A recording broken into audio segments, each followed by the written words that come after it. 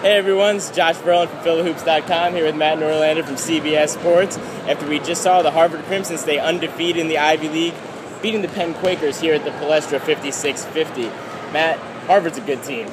They are good, but here's the thing about them is that they win 56-50, and Penn threatened, but it never got to a point where I felt like Penn was going to steal it. And I still feel like Harvard's playing at maybe 75 to 80%, specifically offensively. I mean, defensively, it's a really good team. But, Keith Wright, a tremendous player last year in the Ivy, only scores 2 tonight. I feel like he's lost, not that he ever had a mean streak, but he's lost an aggressiveness to his game that I think they need to get back if they want to be successful long term. It was enough tonight thanks to Corbin Miller going for a career-high 17. He's a freshman. He came up huge. So it's nice that Harvard's got all these options, and they can win on the road. Playing at Penn, you could argue this was their toughest road test in the league all year. They come out and they escape with it, which is good. Really good team. I just want to see them reach their ceiling and potential, which I don't think they've done yet this season. Penn struggled early. Henry Brooks, Tyler Bernardini went out with 2 fouls each early in the first half. How much did that hurt the Quakers? Oh, I definitely think it hurt them because they don't have as many options as Harvard. I mean, listen, when it comes to Penn, Harvard might not have a guy that they can rely on as much as, say, Penn does with Rosen, but when Penn doesn't have a lot of offensive options and then they get guys in foul trouble or guys that aren't showing up particularly down low, that limits what Penn can do. I mean, they're a good Ivy team. They stood a chance to take this one tonight. They couldn't do it because ultimately they're not nearly as deep as Harvard. Speaking of Rosen, he goes just 6 for 21 from the floor. Would you say that was more of a bad night from him or a good night from the Harvard defense?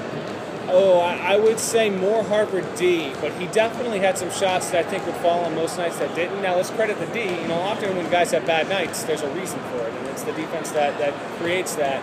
I expected a bigger game from Rosen. I mean, he had one play there that kind of kept him there late. He bombed a shot from like 27 feet out after he broke a guy's ankles. But I still think that it was pretty much equal parts Harvard D and just a case of the shots not falling for him. And I think he started to press a little too. I mean, there were a couple shots that seemed a little bit rushed with 4, 5, 6 minutes to go that really didn't need to be. And he tried to take it on his shoulders a little too much, a little too late. With Bernardini out, with Rosen struggling, we sort of got to see a little bit of what Penn might look like next year. How do you think the future looks for Quakers fans?